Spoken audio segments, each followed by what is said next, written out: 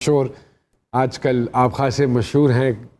काम तो खैर एक्टिंग का तो जारी मसरूफ तो आप हैं माशाल्लाह ज़्यादा, प्रोडक्शन में भी हैं, फिर मैचेस भी आजकल बड़े खेल रहे हैं, क्रिकेट के भी शुदाई हैं और व्हाट नॉट। बस ज़रूरी है थोड़ा सा अपने आप को एंगेज रखना, फिटनेस एक्टिविटीज़। आपको पता ही शौक़ है एक तरह का, मुझे गेम हो चाहे वर्कआउट हो कुछ हो, तो ये एक तरह की हॉबी है।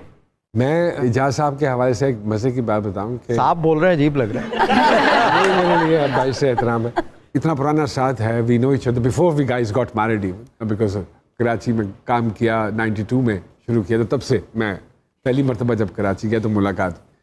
इजाज़ साहब की एक खासियत है, ये मेरे ख्याल में इंडस्ट्री के वाहिद हैं जो पहले दिन भी ऐसे थे और आज भी बिल्कुल वैसे माशाल्लाह। कैलकुलेटेड आदमी, खुराक के हवाले से, अपनी सेहत के हवाले से, अपनी वर्कआउट के हवाले से। कई दफ़ा मैं खुद भी यार इजाज़ कुछ दस ना यार, वज़न नहीं घट हो रहा की करा, बस फिर एक तफसील होती है इजाज़ साहब के पास। ऑनेस्टली सामिया जी, इतना कैलकुलेटेड आदमी मैंने खुराक के हवाले से नहीं देखा। और फिर माशाल्लाह आप देख लीजिए, वाह वाह, तो उसके भी नुस्खे हैं भाई के पास। वाह वाह, अरे अरे अरे अरे बड़ी मजेदार। अब तो स्किन केयर लाइन आ गई मेरी इन्हीं नुस्खों को, और ब्रांड, और मेरे ख्याल में उसी वजह से ब्रांड भी खोल लिया, वो नुस्खे भी दे रहे।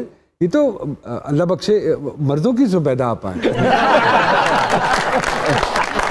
अच्छा एजाज भाई, बरकत की शादी नहीं हो रही, इसके भी नुस्खे हैं आपके पास? बताता हूँ अभी।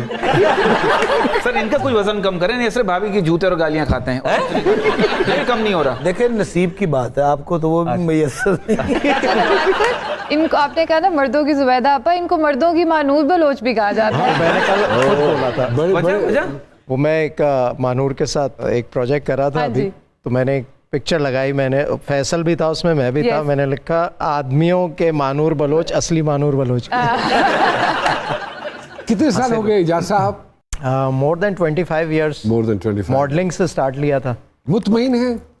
हाँ माशाल्लाह, जो भी किया। अब ज़रा सा चेंज हो गया है पिछले कोई 5-6 सालों में, पैटर्न ऑफ वर्क हम लोगों का थोड़ा सा सोशल मीडिया जिंदगी में ऐड हो गया है काफ़ी। उससे कोई दिक्कत हुई? नहीं, दिक्कत नहीं हुई। आपको वक्त के साथ अपने आप को थोड़ा सा मॉडिफाई यूं कहने करना पड़ता है, या उसके अंदर आना पड़ता है सिस्टम के अंदर।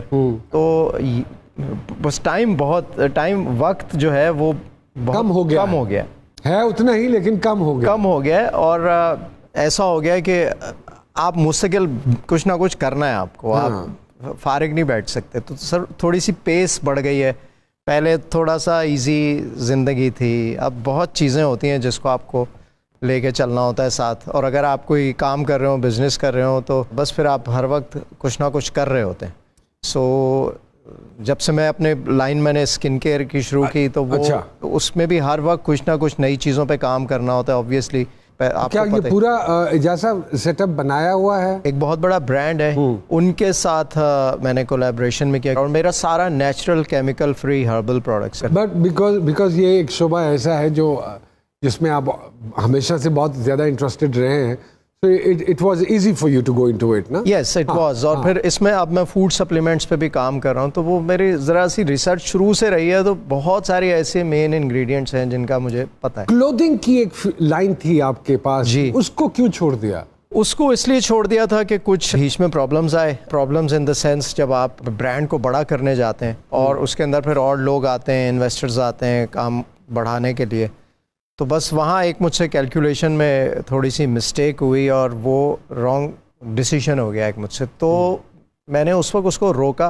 मैंने ये सोचा कि ब्रांड की रेपुटेशन ना ख़राब हो, तो उसको यहाँ रोक देता हूँ। अब मैंने रिसेंटली जब अपनी स्किन केयर लाइन लॉन्च की, तो ऑनलाइन है बेसिकली, तो उसमें फिर मैंने कहा अब ये चीज़ें ऐड करता जाऊँगा। तो दोबारा से मैंने उसमें क्लोथिंग शुरू कर दी। हाँ, शलवार कमीज़ वगैरह से शुरू किया। अब मेरा इरादा है मैं एक्सेसरीज़, फ्रेगरेंसेज और इन चीज़ों में उसी ऑनलाइन बिजनेस को एक्सपेंड कर। और प्रोडक्शन भी आप साथ प्रोडक्शन भी कर रहे हैं। प्रोडक्शन को एक साल पैसे, हालांकि अपने ही दोस्तों के पास आपके फंसे हुए हैं। बिल्कुल ऐसे ही है। हाँ। आपको तो पता ही है, आपके खुद फंसे हुए।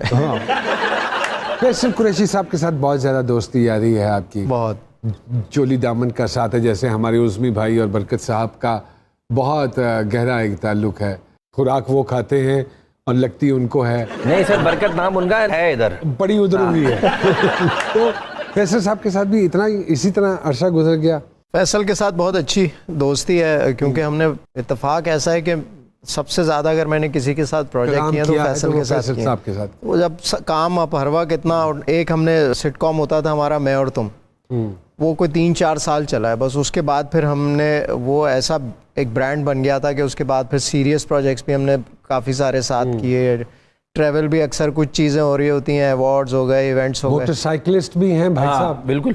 वो भी साथ साथ, वो भी एक साथ साथ वो भी शौक पाला हुआ है। पूरा ग्रुप निकलता है सर रात में वहाँ। हाँ जी। लेफ्टिनेंट से और नहीं दिन में भी निकलते दिन में, लेकिन रात में ज़्यादा आप लोग- थोड़ी है। जी के बाद फातिमा जी कुछ कहना चाहते हैं? सलमान सर, आपने फैसल कुरैशी सर की बात की है। पिछले दिनों उन्होंने ट्वीट किया हुआ था कि अल्लाह इन जैसा दोस्त सबको दे, तो ये क्या स्टोरी है उस ट्वीट की?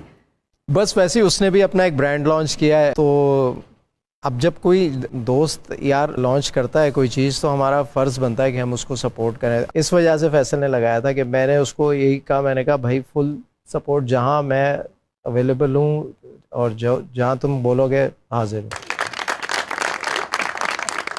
तो वो उसने कहा यार ये बहुत, क्योंकि जब हम करते हैं कोई चीज़ लॉन्च तो फिर उस वक्त बहुत सारे लोगों का पता भी चलता है। तो ये दोस्ती होती है। मैं और नुमान जो है वो मिलते बहुत कम है, लेकिन मोहब्बत और प्यार ऐसा है। अब जैसे ही मैं इसको मैसेज करूंगा ना, ये कह के मारता हुआ वॉइस नोट आता है। क्या बात है। एजाज भाई मोहब्बत किस हद तक करते हैं और नफरत किस हद तक करते हैं? नफरत नहीं करता, मैं साइड पे हो जाता हूँ। मोहब्बत किस हद तक करते हैं, चलिए ये बताएं। मोहब्बत ही मोहब्बत है भाई। आप किस हद तक महसूस कर रहे हैं? लेकिन एजाज सर, आप मैसेज का रिप्लाई अगर आपको कोई ना करे तो फिर उसका इजहार आप कैसे करते हैं? देखें, ये भी एक मोहब्बत होती है ना दोस्तों से। अगर आप किसी से कोई बात कर रहे हैं, पूछ रहे हैं, और वो जो है आपको लगे कि इग्नोर कर रहा है, तो आप कहते हैं यार दोस्त है मेरा, मैं इससे शिकवा तो करूं। नाराज हो जाते हैं। हर एक से नहीं करता। चलिए, मुझे ऐसा लगता है मुखलिस दोस्त के अंदर इतना प्यार छुपा हुआ होता है जितना ख्वाजा सरा के अंदर डांस है। एक छोटी सी ब्रेक लेते हैं और ब्रेक के बाद दोबारा जी सरकार में हाजिर होते हैं। एजाज असलम साहब हमारे साथ मौजूद हैं, कहीं मत जाइएगा।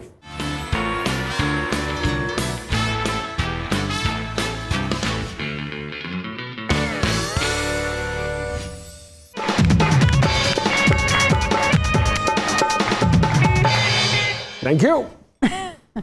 जी सरकार में एजाज असलम साहब। एजाज जी, जब काम शुरू किया था हमने अर्ली 90s में, और अब अगर हम देखें तो क्या फ़र्क महसूस होता है आपको?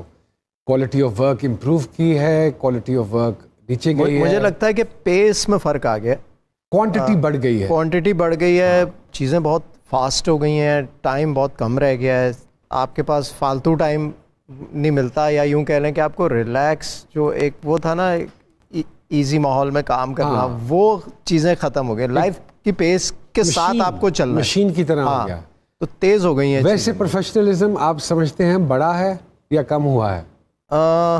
दोनों चीज़ें, बड़ा भी है और कम भी हुआ है। कई जगह पे बड़ा है, कई जगह पे कम हुआ है। जो लोग ज़रा थोड़ा अरसा पहले आए हैं वो अभी भी काफ़ी प्रोफेशनली काम कर रहे होते हैं। जो बिल्कुल रीसेंट, उसमें कुछ 1% ऐसी है लोगों की, थोड़ा सा उनको टाइम लगेगा उस सही जगह पर आने में, जहाँ पर आपको ये लगे कि यार ये प्रोफेशनली काम कर रहे हैं। या बहुत हर दौर में रही है ऐसी 1%, 5 to 10%।